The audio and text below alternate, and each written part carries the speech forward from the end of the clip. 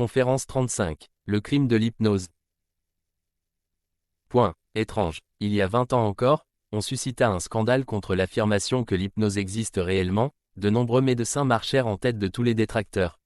Ils n'hésitèrent point à faire voir dans l'hypnose, du charlatanisme et de l'escroquerie, de même qu'ils n'avaient pas hésité, peu auparavant, à le faire pour le magnétisme guérisseur, qui aujourd'hui, pour tant d'êtres humains, est devenu une grande bénédiction. Ceux qui le pratiquaient furent attaqués de la manière la plus rigoureuse et furent traités d'illusionnistes et d'imposteurs. Or, aujourd'hui, ce sont précisément les médecins qui à leur tour, se sont appropriés en grande partie, l'hypnose. Ce qu'ils avaient nié avec les expressions les plus rigoureuses il y a 20 ans, ils le mettent en pratique de nos jours. Ceci peut être apprécié de deux façons. Celui qui considérait de façon tout à fait objective le combat acharné qui se livrait jadis ne peut naturellement pas s'empêcher aujourd'hui de sourire. Lorsqu'il observe, cette fois, comment les anciens adversaires hostiles de cette hypnose cherchent aujourd'hui à l'utiliser avec un zèle encore plus grand que ne le fut leur hostilité d'autrefois. D'un autre côté, il faut reconnaître qu'un tel revirement, presque grotesque, mérite toutefois le respect. Il y a tout de même un certain courage à braver le ridicule qui, en ce cas, se trouve tout proche. On doit ici reconnaître le sérieux de celui qui aimerait réellement être utile à l'humanité et qui, pour cette raison, ne recule pas, même devant un tel danger. Il est seulement regrettable qu'on n'ait pas tiré d'enseignement pour l'avenir et que l'on ne soit pas plus prudent dans les jugements et disons-le tranquillement, dans les attaques, lorsqu'il s'agit de choses qui appartiennent au même domaine que l'hypnose. Aujourd'hui, malheureusement, en dépit de toutes les expériences, on agit une fois de plus de la même manière, si ce n'est pire, en bien d'autres secteurs du même domaine. Malgré tout, on verra finalement le même spectacle se répéter obligatoirement, certains opteront subitement avec zèle et sans transition pour une cause que jusqu'ici ils avaient cherché à nier obstinément. Bien plus, ils s'efforceront, sans égard, d'accaparer par tous les moyens et pour leur propre usage, une expérience acquise, en ayant au préalable, prudemment abandonné les recherches et les découvertes à d'autres êtres humains qui étaient alors victimes d'une incessante hostilité et considérés pour la plupart comme des prétendus profanes. Reste à savoir s'il y a lieu d'appeler cela encore à nouveau un acte courageux et méritoire. Au contraire, il est plus certain que l'éternelle répétition de cette attitude donne un nouvel éclairage à ce que l'on considérait déjà comme un mérite. Tel est, jusqu'ici, le résultat d'un jugement superficiel. Cela devient, cependant, beaucoup plus préoccupant lorsque l'on connaît exactement les effets des utilisations de l'hypnose. Que l'existence de l'hypnose trouve enfin reconnaissance et confirmation et que cessent les attaques verbeuses de la science, qui selon l'expérience actuelle ne trahissent que l'ignorance, est une bonne chose. Mais le fait que, sous la protection encourageante des adversaires qui l'avaient combattu et qui sont soudain devenus les adeptes, l'utilisation de l'hypnose ait trouvé un développement si intensif, prouve que ces nouveaux connaisseurs sont beaucoup plus éloignés de la véritable connaissance que les profanes tant dédaignés qui commencèrent les recherches. Il est bouleversant de savoir quel malheur il en résulte. Aujourd'hui, des milliers de gens s'abandonnent en toute confiance entre les mains des prétendus appelés, pour se soumettre volontairement à l'hypnose ou bien se laissant persuader, ou, ce qui est encore plus répréhensible, y sont contraints à leur insu. Même si cela se produit avec la meilleure intention de vouloir faire le bien, cela ne change rien à l'incommensurable danger que, dans tous les cas, cette pratique fait courir. Ce ne sont pas des mains appelées qui utilisent l'hypnose. L'appelé ne peut être que celui qui connaît totalement ce domaine et dont fait partie tout ce qu'il utilise. Dans l'hypnose, ce serait le domaine de la matière fine. Celui qui connaît réellement ce domaine sans se l'imaginer par témérité n'emploiera jamais l'hypnose, aussi longtemps qu'il veut le bien de son prochain, à moins qu'il n'ait l'intention de lui nuire gravement et sciemment. On pêche gravement de tous côtés, aussi souvent qu'on emploie l'hypnose et c'est là, faute grave. Peu importe qu'il s'agisse de profane ou non, il ne peut y avoir là, aucune exception. Déjà, dès que l'on s'efforce de penser avec la plus simple logique, on doit arriver à la conclusion qu'il existe, en réalité, une insouciance sans limite à opérer avec quelque chose dont on ne peut embrasser la portée du regard que dans les limites les plus étroites et dont la conséquence n'est pas encore connue. Lorsqu'il s'agit du bonheur ou du malheur du prochain, il n'est guère rassurant que le préjudice d'une telle légèreté ne retombe pas sur la personne sujet de l'expérience, mais doublement lourdement sur l'auteur. Les êtres humains feraient mieux de ne pas approuver, avec une confiance aussi frivole, quelque chose que même ne connaissent pas à fond. Si cela se produit sans qu'ils le sachent ou malgré eux, alors un tel événement est, de toute façon, un crime en règle, même s'il est exécuté par les mains de ceux qui se disent appelés. Puisqu'il ne peut être admis que ceux qui travaillent avec l'hypnose ont tous l'intention de nuire à leur prochain. Il ne reste qu'à établir le fait objectif qu'ils sont parfaitement ignorants au sujet de la nature de l'hypnose et que, face aux conséquences de leur propre activité, ils se tiennent complètement dépourvus de compréhension. Là-dessus, il n'y a pas le plus petit doute, car seul, l'un ou l'autre peut seulement entrer en considération. Par conséquent, il ne reste que l'absence de compréhension. Lorsqu'un être humain emploie l'hypnose sur son prochain, alors il lie ainsi son esprit. Cette ligature est en soi un abus ou un crime spirituel. Cela n'excuse pas l'emploi de l'hypnose dans le but de la guérison d'une maladie corporelle ou comme remède en vue d'une amélioration psychique. On ne peut pas davantage invoquer comme défense l'argument selon lequel un changement psychique favorable est à l'origine d'une amélioration du vouloir du sujet traité et qui de ce fait, aurait bénéficié du traitement hypnotique. Vivre et agir dans une telle croyance, c'est de l'auto-tromperie, car seul ce qu'un esprit entreprend avec un vouloir totalement libre et non influencé peut lui apporter le gain dont il a besoin pour une ascension véritable. Tout le reste est superficiel et tout juste capable de lui apporter, de façon passagère, un profit apparent ou un dommage.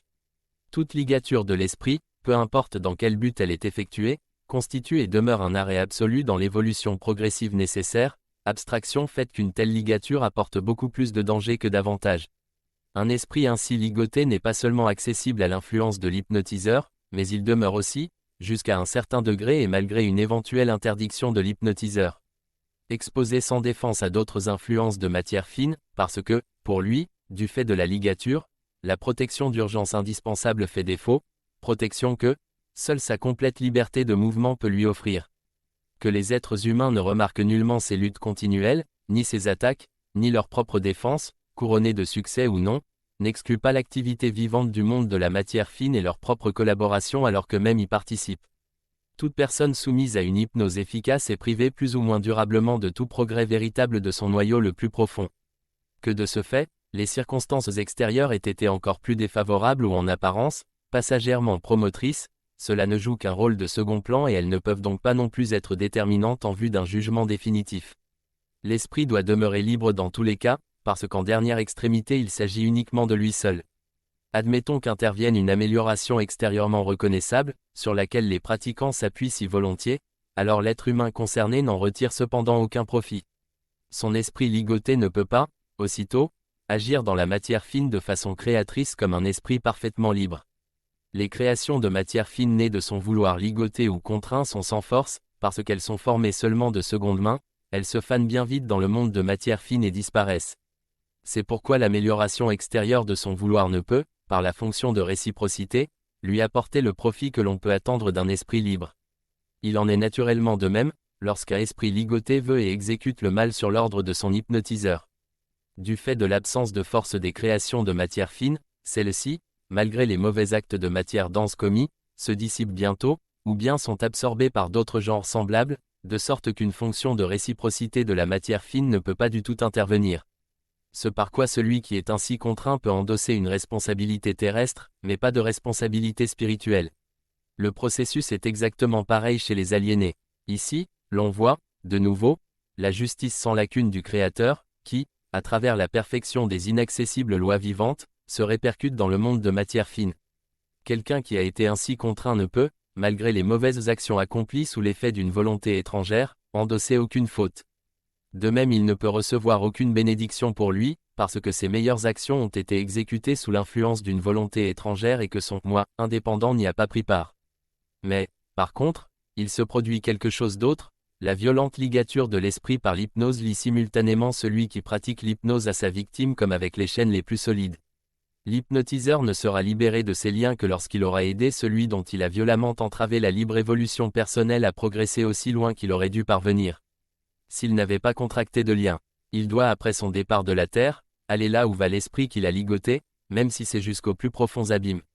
Dès lors, on voit à quoi peut s'attendre celui qui utilise l'hypnose. Lorsqu'après le départ de la terre il revient à lui, c'est avec épouvante qu'il remarquera combien de nombreuses chaînes le tiraillent, le reliant à tous ceux qui sont déjà morts aussi bien qu'à ceux qui sont encore sur la terre. Pas une seule d'entre elles ne peut lui être ôtée. Maillon après maillon, il doit les détacher, même s'il perd ainsi des millénaires.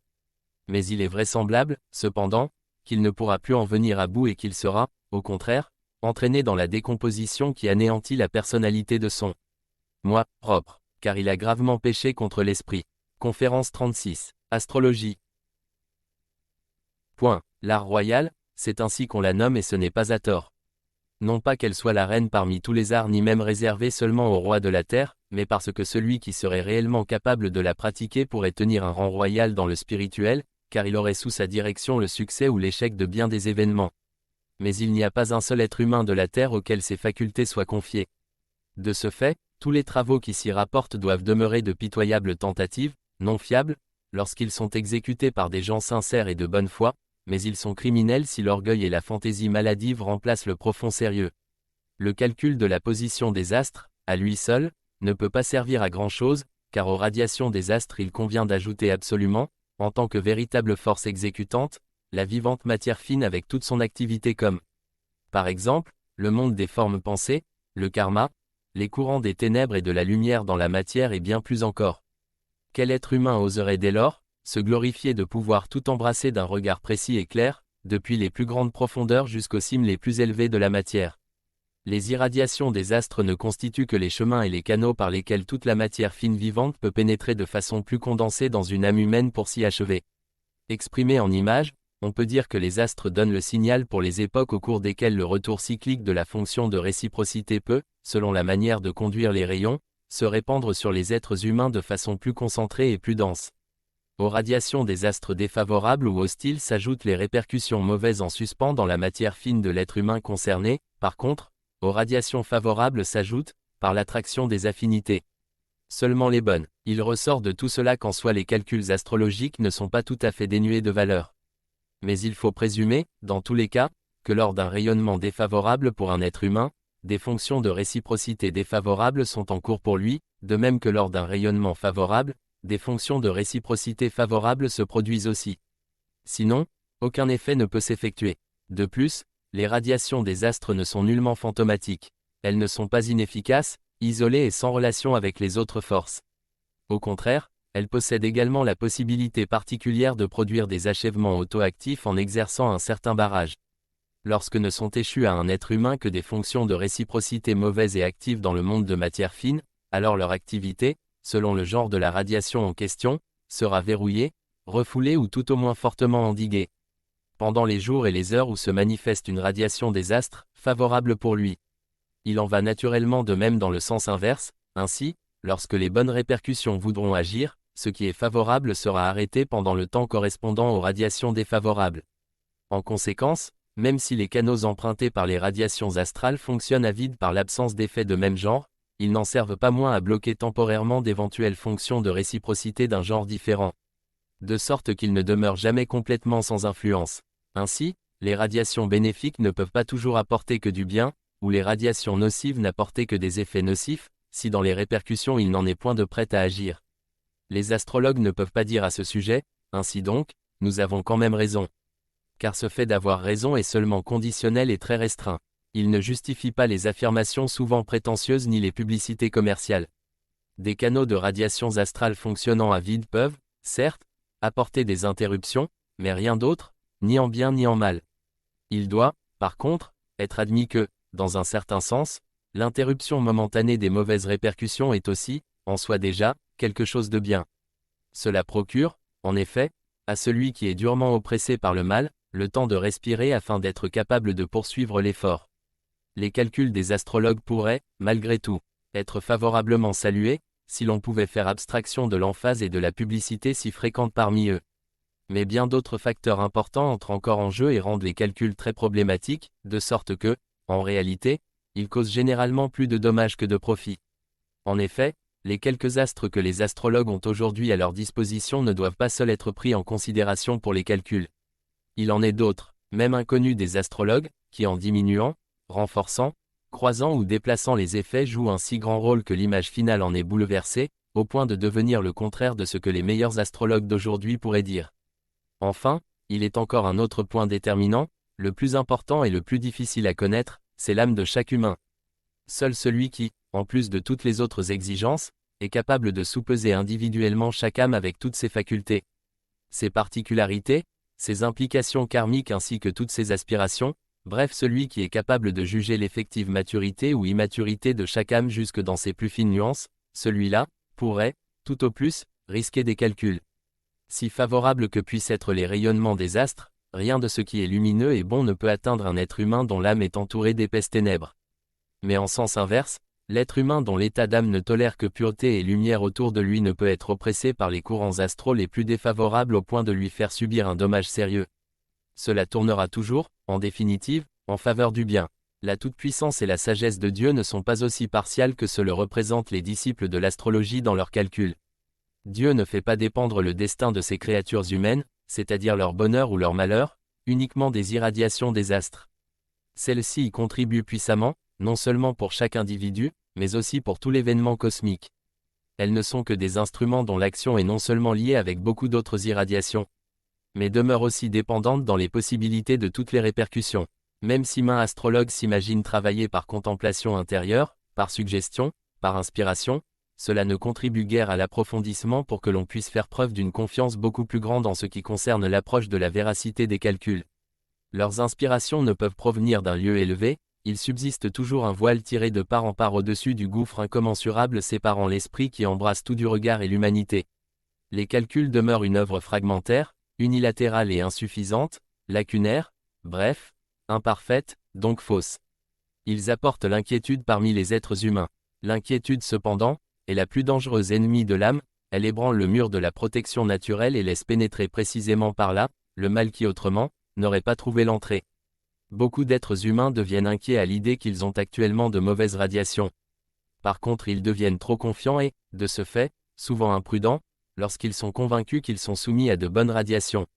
Étant donné les erreurs de tous les calculs, ils se chargent ainsi d'inutiles soucis, au lieu d'avoir toujours un esprit libre et joyeux qui mobilise, pour sa défense, plus de force que la pression exercée par les courants néfastes les plus puissants. Les astrologues devraient, faute de mieux, poursuivre tranquillement leurs travaux et tenter de s'y perfectionner.